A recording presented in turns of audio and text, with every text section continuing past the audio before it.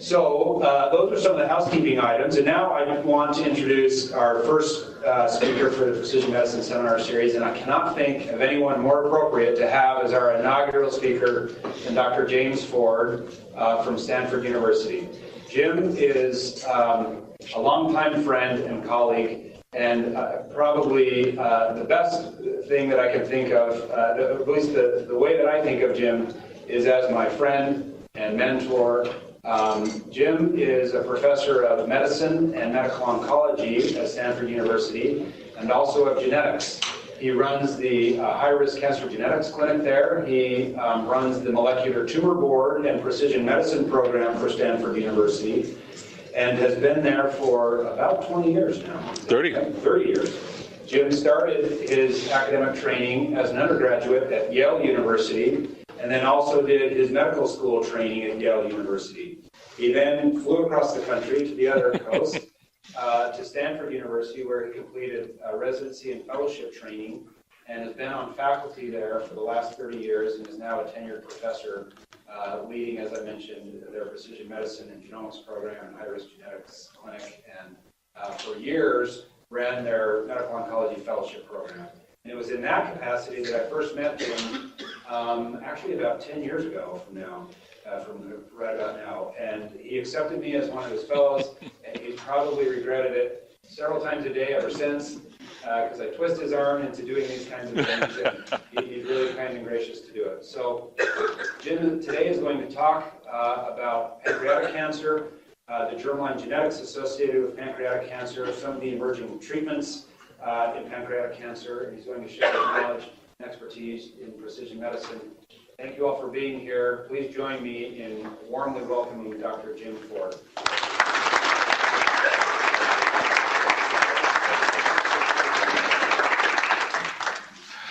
Well, thank you, Lincoln, and thank all of you for attending this first inaugural lecture in the brand new room. So I have to say, it's been really special touring the place today. You know, as Lincoln said, I've known him since he was a fellow at Stanford, and, you know, he's is so self-deprecating. He, of course, was, you know, one of the best fellows we ever had. I actually stepped down from fellowship director when he left, right? He hit the ceiling. We were done. We still let a few come in.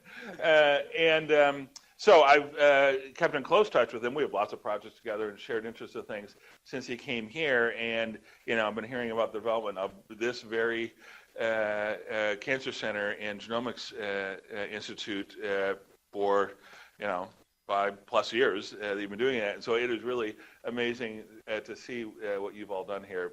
Totally impressive. So you are the envy of programs like mine to have a beautiful new place. So congratulations. So I am, as the speaker today, I decided I'd talk about an interest of mine that very much, I think, reflects what the goals are here and what you're set up to do, which is to be using the new technologies in DNA sequencing in genomics, applied to cancer patients, so applied to looking at the DNA in their tumors in an effort to try to provide better therapies for them. But what I think is the next stage of all this, and what Lincoln has so much envisioned for here, is including what we call germline DNA testing, right? Our inherited DNA. And using both those things to try to better understand cancers. And I think a theme that's going to come out of this very, very much supports what your future goals are here, not only locally, but, you know, statewide and nationally, in terms of trying to sequence most or all cancer patients, not just ones with the interesting and relevant deep family histories and you know, families full of cancer, but nearly everyone, because as you'll see, is turning out that by doing that, we find many, many patients that just getting a family history or learning about their personal cancer histories may not reveal what you find in the genes. And what we find can have a major therapeutic impact, even if it's on just a subgroup of each of these cancers. I'm talking about pancreatic cancer today. But this is going to apply to all the common cancers. Lung cancer, prostate cancer, colon cancer, that subgroups of them will have certain genetic characteristics for which we have treatments that are far exceed how we've been doing in the general population, and the cost and the technologies of doing the sequencing that you're doing in this building allow this whole approach to take place. So that's my pitch for how genomics is affecting cancer care, and I'm just going to show you some very specific examples of that. So as an intro, how does next generation sequencing, genomic analysis of cancer patients help us in outcomes? Actually, in several ways.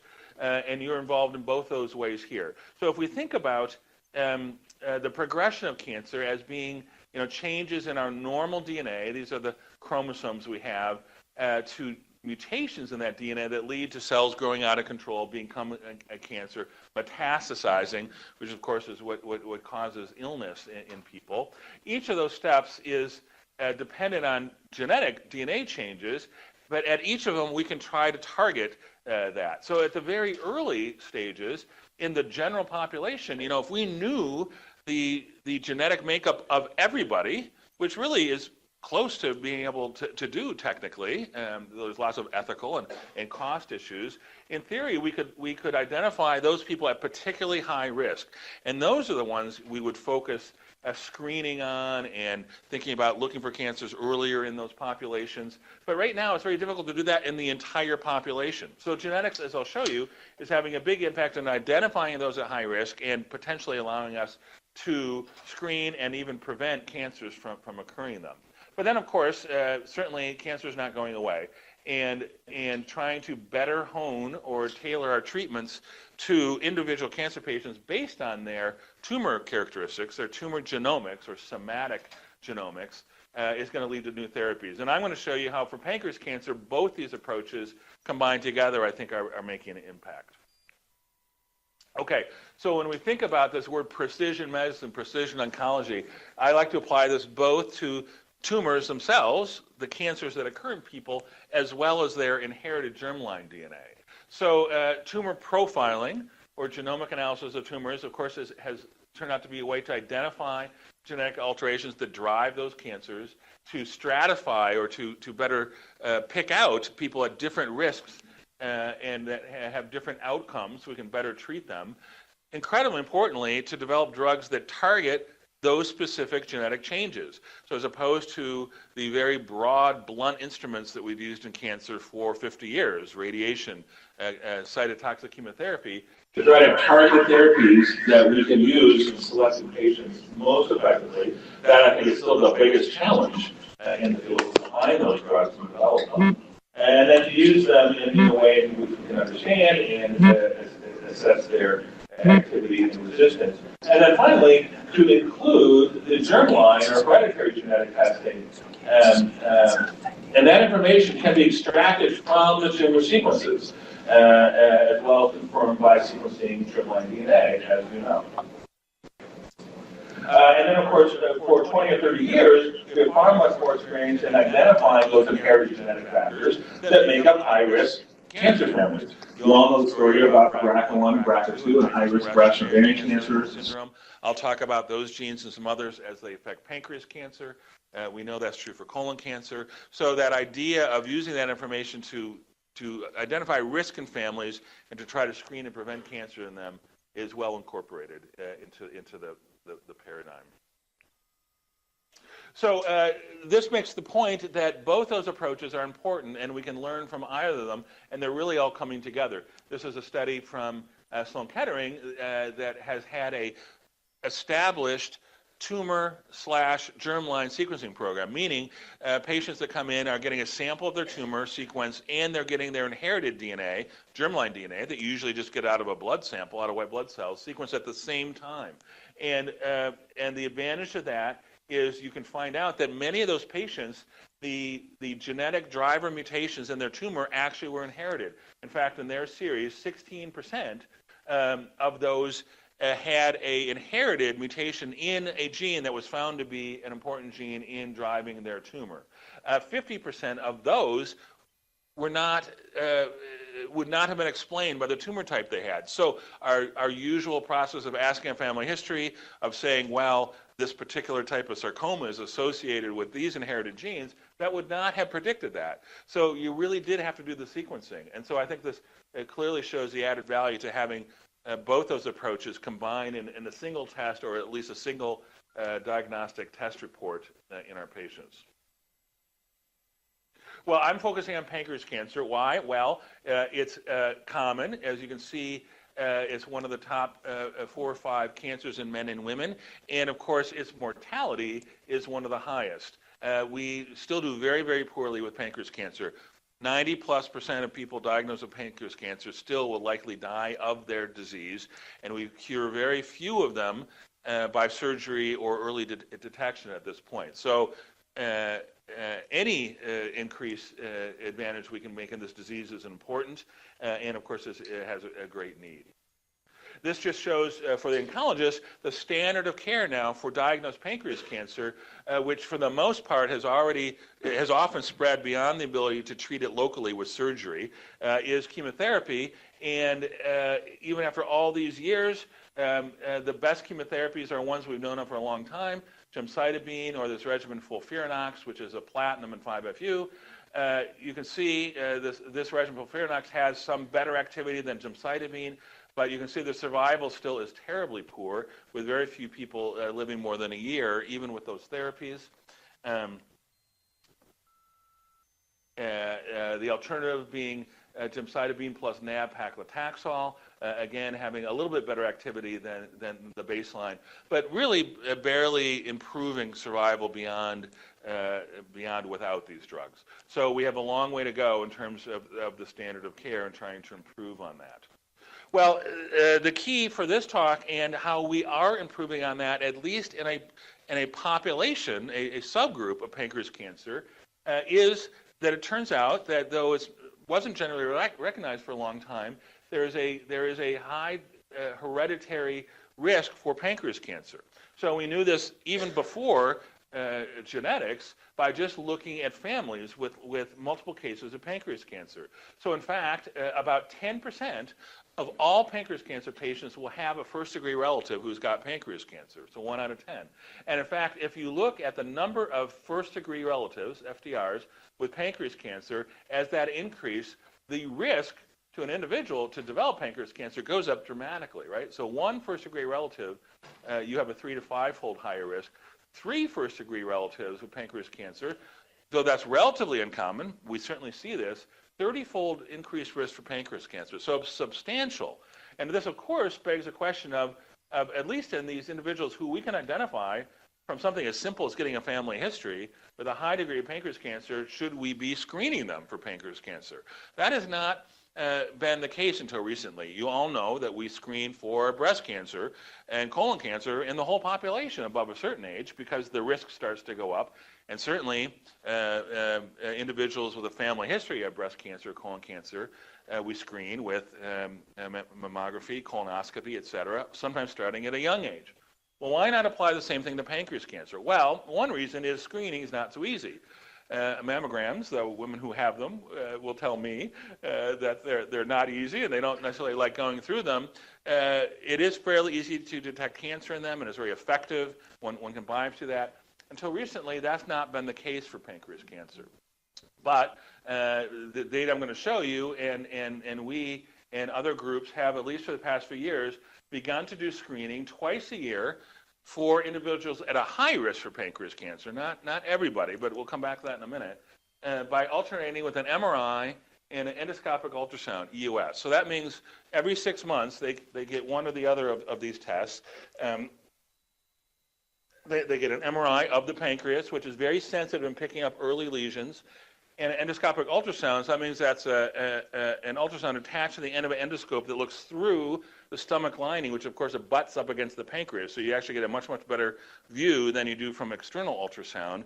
And a skilled gastroenterologist can put a needle through that, so you can do an FNA through the stomach wall into the pancreas and sample early suspicious-looking lesions, cysts, or early lesions, to try to find pre-neoplastic lesions.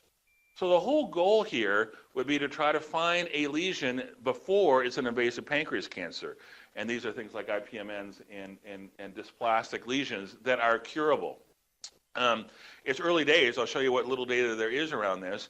We all know of anecdotes of people who got a CAT scan in an ER, right, because they had an injury or something. And so just by chance, we're found to have an early pancreas lesion. And those, for many of us, are the few pancreas cancer patients we have that were cured because they found that early before they were symptomatic.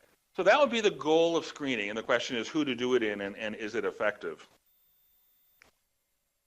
Well, we've gone far beyond family history in just the last few years in terms of understanding pancreatic cancer risk. One is that we know in relatively rare known cancer susceptibility syndromes that the risk of pancreas cancer is elevated, even though that's not necessarily what the symptoms are known for. So, for example, hereditary breast and ovarian cancer due to hereditary BRCA1 and 2 mutations.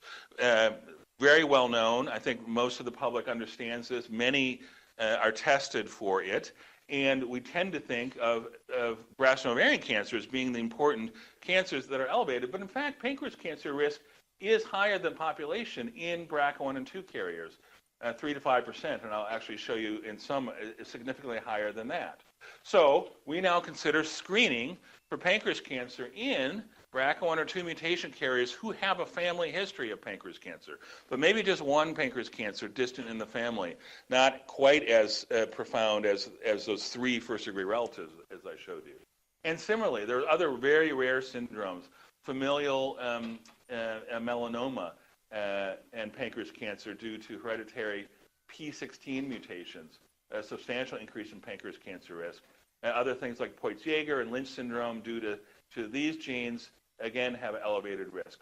Poitz-Jaeger in particular, up to a 30% or more lifetime risk of pancreas cancer.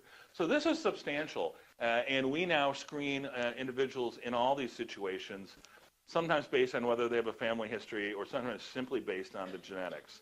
But what really changed this field, and really just the last two years, is the understanding that all pancreas cancer patients have about a 10% risk of having an identifiable inherited mutation that's increasing their risk. And that really took everybody by surprise. So this was I'm going to show you 2 studies that really bolster this in the last year. One is from Matt Yergelin, our colleague at the Dana-Farber, medical oncologist there, who just took a straight sample of new resected pancreas cancer samples. These were from the Harvard group. About a third were our Stanford patients and some others thrown in there. These were retrospectively collected tissues from basically all comers that got resected for pancreas cancer, totally independent of whether they had a family history, of their age, of any particular risk, and sequenced their tumors and their germline DNA this is a panel of about, I think, 30 or 40 genes, and found 10% carried a germline mutation, mostly in DNA repair genes. So 2 to 3% had BRCA1 or BRCA2 mutations. Another 1% had Lynch syndrome, so mismatched DNA repair gene mutations, and a few others in APC and P53 and other related DNA repair genes that I'll talk about in a minute. So there you go, 10%. Now, there's 2 sides to this. That means that 90% did not have one. So this did not add information to them. But 10% is important, and I'm going to keep bringing this back to the context of these are patients for whom we have very, very poor treatment. So if these genes confer an advantage to treating or survival, I think finding 1 out of 10 is an important advance, and that's what I'll try to convince you of by the end. The second point I want to make on this was they looked at both germline and tumor, and about half of these patients who had germline mutations in BRCA1, BRCA2, and others did not have a second mutation in that same gene in the tumor. So this is for the aficionados, but they could not detect loss of heterozygosity, a second hit in the tumor. Now, there's lots of reasons for that, technical reasons that it's difficult to have the sensitivity to do that with the kind of sequencing they were doing, or there's other ways to inactivate that. But that would go against our paradigm that initial hit was driving that risk, On the other hand, if you look at population genetics, there's no way that you would expect 10% of 298 patients to have that germline mutation. So for some reason, you were selecting a higher number of patients that had those, and you have to assume that it's related to the risk of getting pancreas cancer. But that's still a bit of a puzzle. Here's a much, much larger study that came out this summer from Fergus Couch in JAMA that looked at 3,000 patients who had undergone multi-gene tumor panels for a variety of reasons. This is out of a much, much larger group of people that got genetic testing for all reasons. They pulled out those that had a diagnosis of pancreas cancer and then looked at what genes were found to be mutant in their germline DNA and categorized those specifically. So without going through all the details, you can see all the genes we're talking about, particularly ATM, BRCA1, BRCA2, P16, and some others. Many of them, if you look at all 3,000 patients, 1 to 2 to 3% harbored mutations in those. They compared that to a large database, the exact database of mutations in the general population. These are all substantially higher than one would predict. And if one started to look at those, out of those 3,000 patients, those that also had a family history of pancreas cancer or breast cancer or other cancers, those percentages went up. So when you added it all up, again, about 8% of all comers of pancreas cancer had a mutation in one of these genes. Out of the ones with a family history of pancreas cancer, about 12%. And that's where these numbers are going to come down. And so that was really a huge surprise to folks in this field, that about this 10% range. So if you take those two studies and lots and lots of other smaller studies been done over the years, it kind of comes down to this, that these 6 or 7 genes, BRCA1, BRCA2, STK11, PALB2, ATM, and some others, all increase the risk of pancreas cancer, many on the order of 5 to 10% lifetime risk of pancreas cancer, some a substantially increased, STK11 is 130-fold increased risk. And their incidence in familial pancreas cancer, remember I defined that as having 2 first-degree relatives, is substantial for some of them, up towards 20% for BRCA2, a not uncommon genetic mutation in our general population. So I think the bottom line there is unexpectedly, pancreas cancer harbors a lot of germline risk alleles. Family history and age, I didn't show that so much, does not predict for that very well. So just saying, oh, a very young person with pancreas cancer, only if they had a family history, that's the only ones we should consider, is not a very good discriminator. And so it's really coming down to, should we test every pancreas cancer patient for one of these? Well, I think these percentages suggest that you could certainly consider that, but I think you'd want to be convinced that doing that leads to us being able to do something that helps them, and that's what I'll spend the rest of the time talking about. So the prevalence of germline BRCA1 or 2 mutations in all pancreas cancer is about 4 to 7%, and then another few percent for the other genes. And then another few percent will have somatic mutations that aren't in the germline.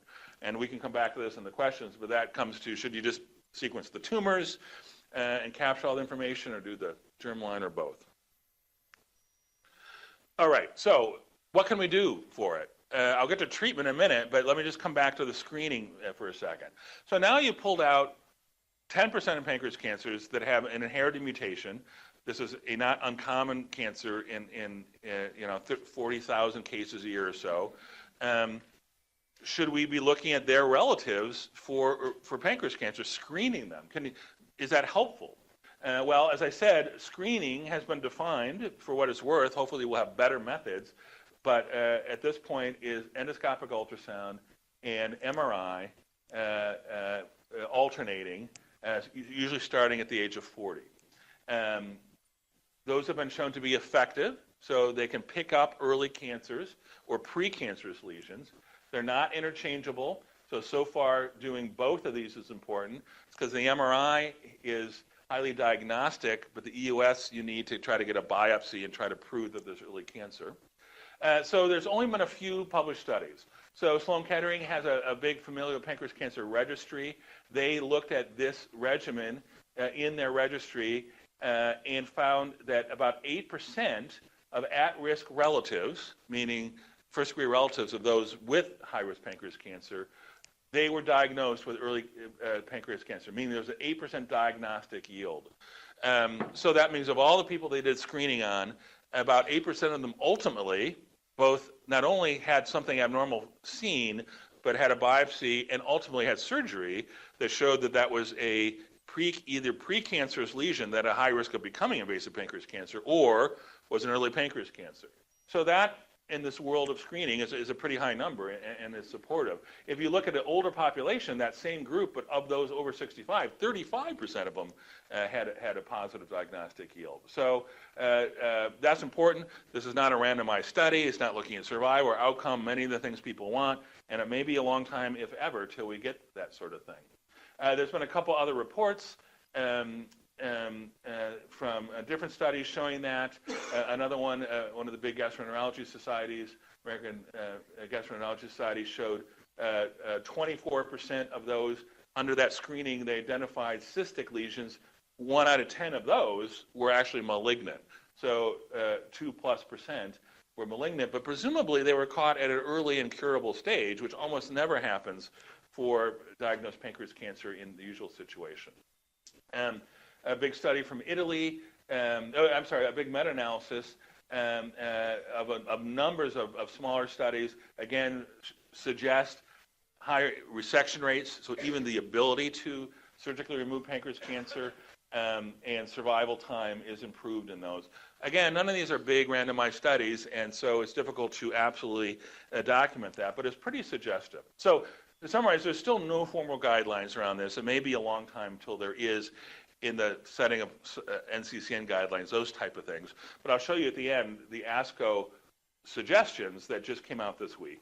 There's certainly no survival data, but like all screening, one has to kind of presume that finding a lethal lesion at an earlier stage will hopefully lead to improved survival, but that remains to be proven. And there's certainly the potential, that this is over-treatment. These are big studies, they're invasive, you're biopsying things that could certainly leads to cost and may lead to complications. So those are all considerations. So I think at the moment, we certainly consider screening for anybody in a family with familial pancreas cancer, familial pancreatitis. I'm not talking about that, but that's a rare medical genetic syndrome of multiple pancreatitis due to inherited mutations in other genes, or any of those germline mutation carriers that I just talked to you about. And that's what would add significantly to this approach. Okay, so I want to turn then to thinking about treatment. Can this knowledge help us treat those patients, even if it's only the 10% of pancreas cancers? But since we can do almost nothing for all of them, a significant improvement over 10% would have a big impact. And the area that those genes all point to is DNA repair. So BRCA1, BRCA2, ATM, PALB2, really most of the genes on that list that I showed you that confer pancreatic cancer risk all are involved in DNA repair. So this is a well-known graphic that shows, kind of summarizes what we're thinking about in targeted personalized oncology. That for a cancer to develop, so depicted in the center here as an invasive cancer, it's not just one thing that leads to that, one genetic change. It's rarely that. It's usually many, many things. And in fact, many, many normal mechanisms need to get inactivated or inappropriately turned on to lead to a cancer. Proliferation, right? Growth signals, avoiding the immune system, many, many things. One of the important things, particularly in early cancers, is genome instability or alterations in DNA damage and DNA repair. And that's thought to be because it requires mutations in so many different genes to lead to this cancerous phenotype. You have to have an underlying defect in maintaining the normal DNA. If that's defective, one's going to acquire mutations and these other things at a faster rate. So we think that alterations in DNA repair is a quite central, potentially essential component in the development of early cancers. But that means that the cancer itself is left with defects in DNA repair, which may not matter in terms of its typical biology, but maybe that's an Achilles heel to try to target that cancer for killing by using DNA damaging agents to which they're susceptible. Well, that's been a theory that's been around for 50 years, but in the last few years has gained some real traction and led to some new drug development. And so again, just to focus down, this is showing some of the mechanisms for DNA repair. This is showing repair of DNA double-strand breaks. So this is the double-strand of DNA. It can be broken by radiation, by chemicals, by lots of things. And if not normally repaired, this is a very lethal event for cells, as you can imagine. And many of the genes we're talking about today, BRCA1, RAD51, BRCA2, PALB2, and others, are important in doing the homologous recombination required for repairing that double-strand break. So cells that are mutated for some of those potentially are defective in that, as I'll show you in a minute. There are other DNA repair pathways I'm not going to talk about so much today. Base excision repair, which is a mechanism for repairing nucleotides that are altered. Mismatch repair, you all know, important for replication errors and leads to microsatellite instability. For the oncologist, know this is an important target for new immunotherapies. Also plays a role in pancreas cancer. So these are all important in cancer development and can all be measured, and most of the genes involved are understood. Well, so a couple questions. So for pancreas cancer patients who have mutations in those genes, how does that affect their outcomes? So remember, when we talk about cancer outcomes, there's two important things. There's both prognosis and prediction. Prognosis, we think, is just the likelihood of survival based on certain factors, including genetic ones. Predictive will be how well those cancers respond to certain therapies. And it seems these genes affect both. So this was a study done looking at individuals with high-risk pancreas cancer and sequencing their genes and looking at survival based on if they had mutations in that set of genes I showed you or not, and not factoring in whether they were treated or not. And so in several different populations they looked at, you can see that the survival was significantly better in those that had germline mutations, and this is particularly BRCA1, BRCA2, ATM, PALB2, than if not. So somehow that's a prognostic factor. Those patients do better. We don't totally understand why that is, but their biology is different than the other pancreas cancers. So that helps us better assess patients, stratify their risk, still not leading to treatment. This is the outcomes of patients from that Germline study I showed you before, where about 10% of about 300 pancreas cancer patients had mutations. This is now, again, looking at outcomes, and it's hard to see, but in most of these graphs you'll see those patients who had germline mutations did better. These were early, these are all pancreas cancer patients who had their tumor resected, so most of them received some sort of adjuvant chemotherapy. It was a whole mix of things, right? This is a retrospective study. Some of them got gemcitabine, some of them got FOLFOX and platinum, and we think some of those drugs, particularly platinum, would attack BRCA mutant tumors more. And so this suggests there's both prognostic and potentially predictive value here, but the numbers weren't big enough to pull out, did they respond better to the therapy or not? We'll get to that in a minute. So here's that. So now, again, this is just the past few years that the numbers have gotten big enough we can say anything. This was one of the first studies just a few years back that looked at survival in pancreas cancer patients. Now this was stage 3, 4, so advanced pancreas cancer, who received a platinum or who didn't. And remember, cisplatin is a DNA damaging drug, and defects in the very genes we're talking about sensitize cell lines in preclinical models, sensitize to cisplatin. So one could say we expect pancreas cancer with mutations in those genes to do better, and in fact they did. So their survival was significantly better than all those, the other 90% of pancreas cancers that didn't have that. So that's pretty suggestive. And finally, here's a now very specific study that we just published this year. So this is our colleague Kim Rice at Rutgers, at UPenn, who looked at did a clinical trial and looked at their patients who had mutations in BRCA1, BRCA2, or PALB2 and received a platinum or didn't. And again, in all these cases, could show significantly improved outcomes, survival, for pancreas cancer that got a platinum, and this was when they had metastatic cancer. Now, it also showed improved survival for those that didn't get a platinum. And so I think this gets to the point that there's both prognostic and predictive value to this. They're already doing better, but getting this particular drug has a greater effect than just the prognostic effect of having a BRCA1 mutation. And you can see that here in that the hazard ratio for patients receiving platinum was shifted more to the left than for all patients together. Now, this was on advanced stage metastatic pancreas cancer. I don't have the graphs because we just accepted it in this journal this week, but she just has a follow-up paper that looked at their early stage resected pancreas cancer, who got adjuvant platinum or not, and saw the same thing. So strongly suggests that we should be giving BRCA mutant or similar mutant pancreas cancers a platinum-based adjuvant therapy as opposed to other things that the oncologists know we do have a choice about. All right, so that brings me to the end about new drugs and new ways to try to attack DNA repair defects in these patients. And of course, the exciting, incredibly exciting new drug in this whole field is a class of drugs called PARP inhibitors, poly-ADP ribose polymerase inhibitors. So PARP, poly-ADP ribose, is an enzyme that marks other molecules, and PARP1 marks broken or damaged DNA. So here's this double-stranded DNA. It's got a break because, let's say, from radiation or a chemical.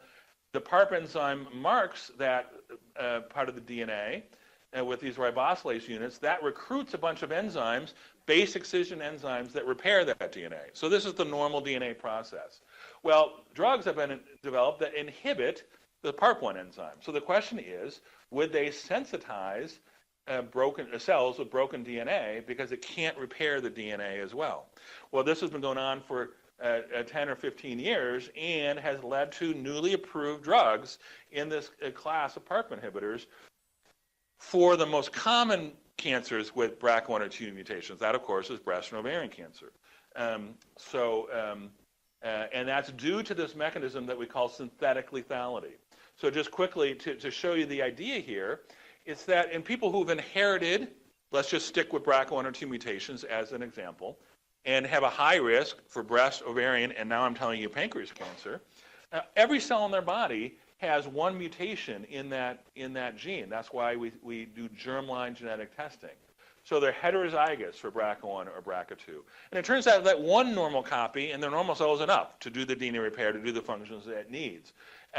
When that normal cell becomes a cancer, it's lost the other copy. It's undergone loss by heterozygosity. It now is defective in that repair pathway and leads to a cancer. Well, the whole idea is that how can that cell still live without what we think is an essential repair pathway? There's other repair pathways. I showed you a whole slide of a whole bunch of them. One of them is driven by this enzyme PARP that I just showed you. And so it, in theory, is functioning in parallel. And so it's sort of a redundant backup. Well, the idea of synthetic lethality is in that situation where you've now lost one DNA repair pathway, let's say driven by BRCA1 or 2, what happens if we can inhibit or knock out the other one? And that, of course, genetically could be done in animals, and that was done for a long time, and that was shown to be lethal. And now in humans, with the development of these drugs, PARP inhibitors, you can essentially do that experiment, and it was found that then inhibiting the PARP enzyme with a drug in the context of a tumor that's lost the BRCA1 or 2 pathway is very lethal, and that kills cells. Well, the diagram looks great. Does it work? Well, it worked in mice, and so this was a big seminal paper by 2 authors in Nature almost 15 years ago now that showed that in mice, if we use the PARP inhibitor, it was much, much more toxic in cells that were deficient in BRCA1 or BRCA2 than the wild-type cells, and it could inhibit growth of tumors in mice. And this is finally translated to people. So I'm just showing you a snapshot, but for example, the drug Olaparib got approved last year for breast and ovarian cancer patients who have BRCA mutations because it improved survival in patients who were treated with Olaparib compared to standard chemotherapy. And several other PARP inhibitors have been approved. This one, Talazoparib, another drug in the same class, again, improved survival in breast cancer patients with BRCA mutations So that's an FDA-approved drug now for breast cancer. Well, what about pancreas cancer? Do these compounds work there? The mechanism is the same. One would think it would, but many drugs have failed in pancreas cancer that have worked in other cancers because pancreas cancer is such a bad actor. It's a tough cancer to do trials in because people do so poorly that it gets hard to show any signal. Well, we're in the midst of showing that, and I'll just jump through a little bit of this data, but there's been a number of small studies, this one showing the effect of a PARP inhibitor, Olaparib, in a variety of different cancer types, ovarian, breast, pancreas, with BRCA mutations, and the blue line for pancreas cancer does better than we would expect. So this is how early studies are. It's not compared to anything, but it certainly was a promising signal.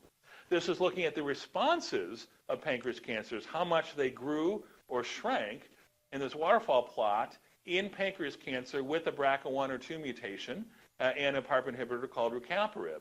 And about half of them shrank, and about a third of them, a quarter, shrank substantially. In a cancer that those of us that treat pancreas cancer never shrink, even that, tip of the iceberg, is pretty promising. This is just showing that a few of those patients had a long response, outwards of close to a year. Not all of them, many don't, and particularly the ones that don't were the ones that had platinum before and had become resistant. So they were probably already had a resistance mechanism, but again, promising that at least some of these are responding in the ways we never think about in pancreas cancer. Well, there's a couple big trials being done that I think will answer this. So far, the data is kind of anecdotal for PARP inhibitors. This is a big trial that has just closed. I was one of the PIs on this at Stanford, but it was an international study that randomized people with pancreas cancer who had a BRCA1 or a BRCA2 mutation. So again, that 10% of pancreas cancer that were doing quite well on platinum, so they already appeared to be sensitive to DNA damaging agents, and they get randomized to the PARP inhibitor Olaparib or a placebo, and this will probably get reported at ASCO this year, and the word is that this was promising and hopefully positive in some way. If this is true, a randomized study, that would certainly change the standard of care of how we treat those patients. And finally, this is just to show you that it's not all about BRCA1 or BRCA2. These PARP inhibitors I've been talking about were developed for patients with BRCA1 or BRCA2 mutations. They're the most common. But there's a whole class of genes that are mechanistically related and work in DNA repair, and there's every reason to think that these PARP inhibitors would target many of these because it's targeting the double-stranded DNA repair pathway. And of course, as I said, there's a whole list of PARP inhibitors now, and the more recent ones, particularly talazoparib, have gotten more and more and more potent. More likely we're going to see a signal than in the early days of these studies. So there's a lot of promise. So for example, where are we going? This is a study we opened at Stanford that's now looking at any cancer patient, including pancreas, but any cancer patient that has a mutation in any of these genes. In fact, it's called Beyond BRCA1 or BRCA2. We don't even put BRCA1 or 2 patients on this. We only take patients who have this whole set of related genes and are putting them on the PARP inhibitor talazoparib and asking if it's effective. We closed this trial recently, and we definitely have some prolonged responses, and that'll get reported soon. So all this is quite promising.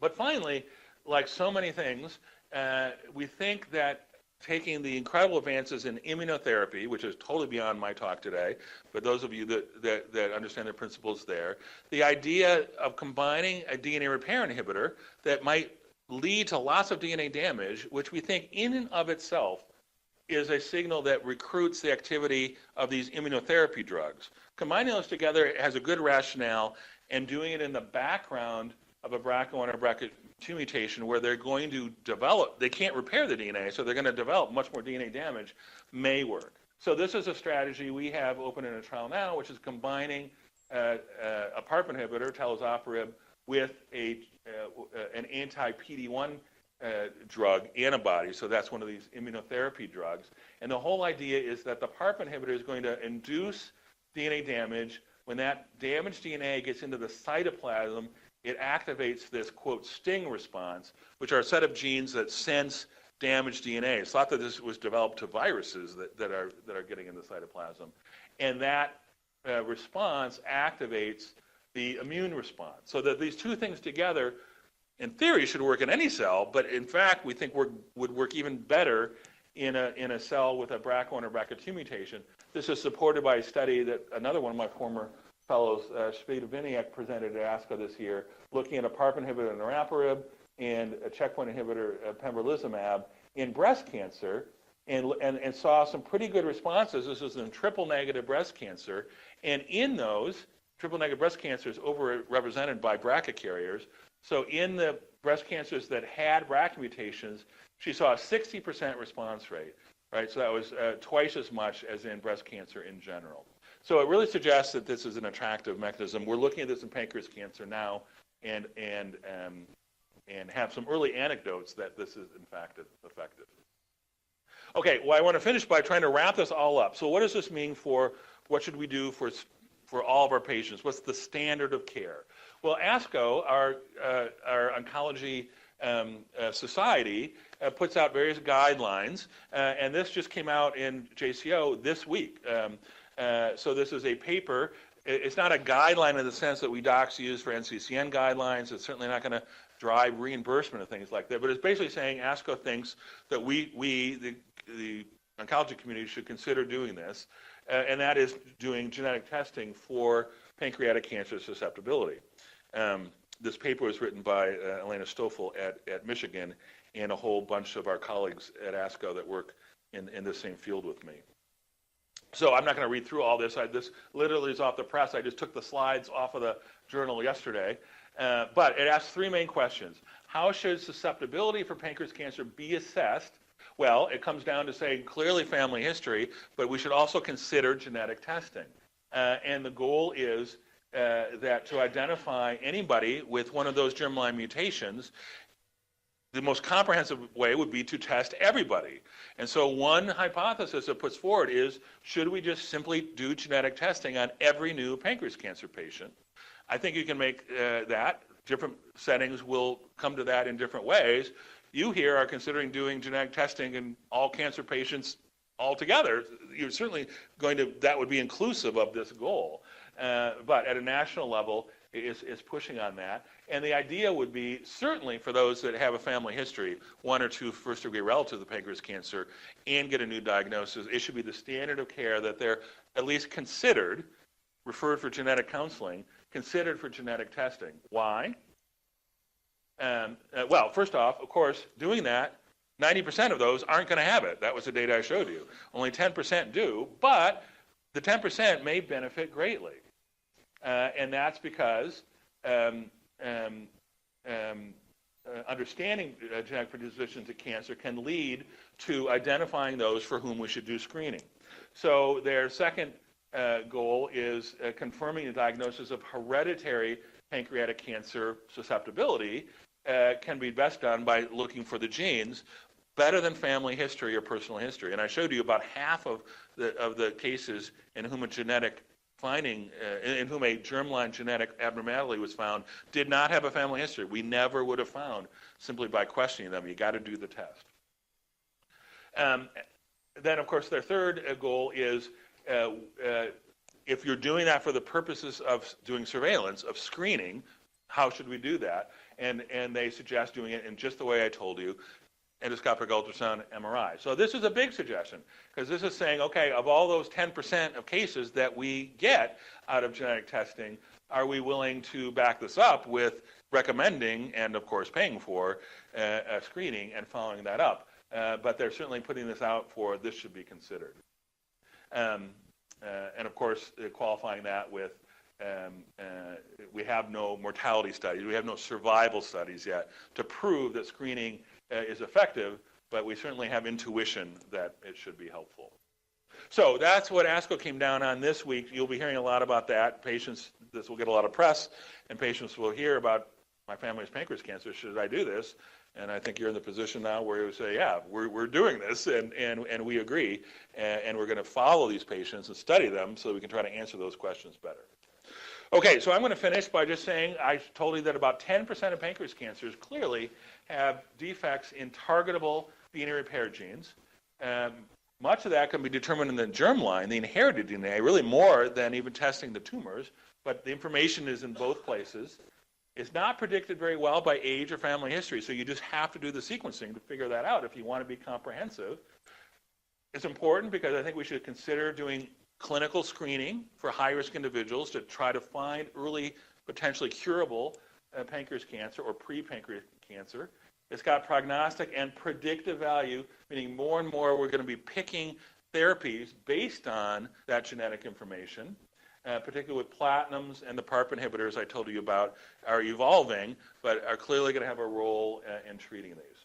And so I finished by saying this story is identical to stories in prostate cancer and colon cancer, in all the common cancers, that doing comprehensive germline genetic testing is finding susceptibilities both for screening, for risk, we should screen for things, and also for therapies based on those genetic changes. So I think this paradigm is changing our approach to the new cancer patient.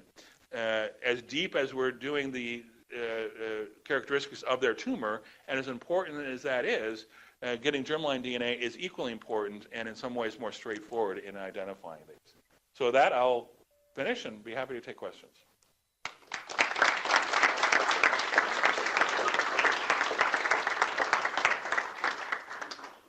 Great talk, Jim. We appreciate it. And we have a few minutes for questions here in the audience. And if there are any questions online, feel free to type those into the WebEx, and we can take a few of those questions right here in the back.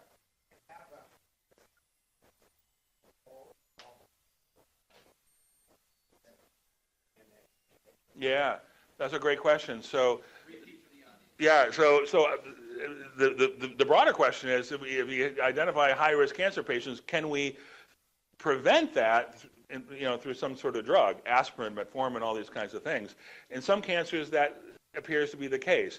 Metformin is an interesting question. So that diabetes drug has been shown in lots of big population studies to be associated with decreased risk of cancers, and you can make a lot of mechanistic cases for how that's involved in some of these pathways.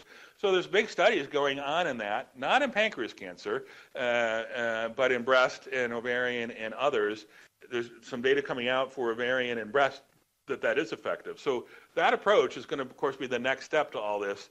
Can you prevent these beyond early detection and surgical resection, a blunt form of prevention, but prevent them from even happening? My lab program is very focused on this. We've identified several drugs that we think enhance base excision DNA repair enzyme activity, and in mice can prevent the development of BRCA-associated cancers, because we think they're repairing better, that we've reversed this repair defect, and are hoping that that would be a scheme for prevention. But that's, long and off in the distance. But I think theoretically that's the way to go. Yeah. So when we are to the point where we're genetic testing it, yeah, and an individual has no family history, pancreatic cancer, but they have some of these risk alleles in their genetic testing they receive, what's the threshold for a provider to say, okay, these number of risk alleles indicates that they need to start the MRI and endoscopic? So that's another key question. That's where all these guideline things need to come in, because and they're, frankly, for pancreas cancer, there's just not enough data yet. And it's a little frustrating, because what I showed you, the things we intuitively think all the time is like, wow, your family is riddled with pancreas cancers. There's 7 cases, and you have a BRCA mutation. We should totally screen you. And yet this family, you have a BRCA mutation, but there is no pancreas cancer. Somehow you're less at risk. Well, that intuitively makes sense, but that actually isn't the case. What I showed you was that half of the people with new pancreas cancer and BRCA mutations had no family history. So that alone is not enough. We use it because it's a poor man's version of that, but there's got to be, as you say, other genetic factors that we can add in to say, you actually are way more than 10% risk. You're at 50% risk. You absolutely should do this, and you should start at the age of 30. And you over here, maybe not so much. And we don't know that. So that's where the policy stuff gets hard. You just say, well, we should just all do this. There's plenty of naysayers to that approach. Or you say, yeah, we should do that for everybody, because the 1 out of 10 who maybe we help, that's worth it. So that's kind of a philosophical question. But I think we'll get better at that. questions. Yeah, they're back on the online there.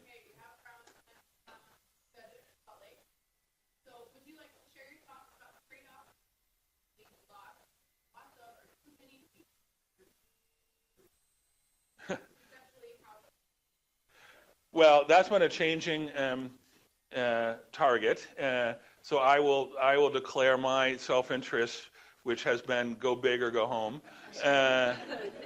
But to be frank, I'm in a program that's been very interested in how doing these larger panels, what the results are, and it's embedded with a lot of genetic counseling and with a lot of checks and balances on how to use the information. So I fully agree that big panels with rare genes and complicated reports may not be, the most straightforward approach every place, but we're getting there. This is a pitch where we need more genetic counselors and more access to genetic counseling across the country, across the world, to interpret the information is very hard. But I would say, we have, from a technical and a scientific point of view, larger panels are finding more things. We clearly showed if you go to women who were tested for BRCA1 or BRCA2 because they had a family history suggestive and didn't have a BRCA1 or BRCA2 mutation. That's many. When we do a large panel, this was only 25 genes, now we're doing hundreds of genes. You double the number of people whom you find an inherited causative mutation immediately. So those people, that helped tremendously. You also multiplicatively increase the amount of variants that we don't understand, the US's for the cognoscenti, and that's the problem because everybody gets very in a kerfuffle over the VUSs. So like everything with big data, it comes with advantages, but big data is complicated and it comes with unknowns. We too are fans of big data. We think go big or go home. I think we have time for just one more question. Maybe I get to ask mine then. Yeah. So there's this weird phenomenon where patients with germline mutations, pancreatic cancer, seem to do better regardless of adjuvant therapy. Any speculation? Well, I know, so I think that's fascinating. I think that's real. You see it again and again. Yeah. And even in the therapeutic trials, you can pull out, the ones that didn't get platinum, and they still do better. That's also true, as you know, in mismatched MSI high colon cancer, another totally different pathway for DNA repair. There, we understand a little bit better that all the damage that those cells are accumulating induce an immune response. Actually, that's why checkpoint inhibitors work so well in MSI high tumors, but it also just means their prognosis is better. We just think that they're making so many abnormal proteins that that's attracting an immune response compared to all the colon cancer that isn't. So you can make the same case for pancreas cancer. As you know, you can go on and on about mutation rates and this and that, and maybe it's not as clear cut. But one thing is just that they're more immunogenic. They're DNA repair deficient. They're attracting things. The second one is that they're missing these really important genes, and maybe that's okay for the cancer to do certain things, but maybe it's kind of crippling. Maybe they're not as potent in other ways. But that's a lot of hand-waving. No one understands that. An opportunity for research. Absolutely. And maybe patients are inducing their own adjuvant therapy with an immune response. That's right. Yeah. Please join me, everyone, in thanking Dr. Ford. Thank you. Congratulations on this. Great week for you guys.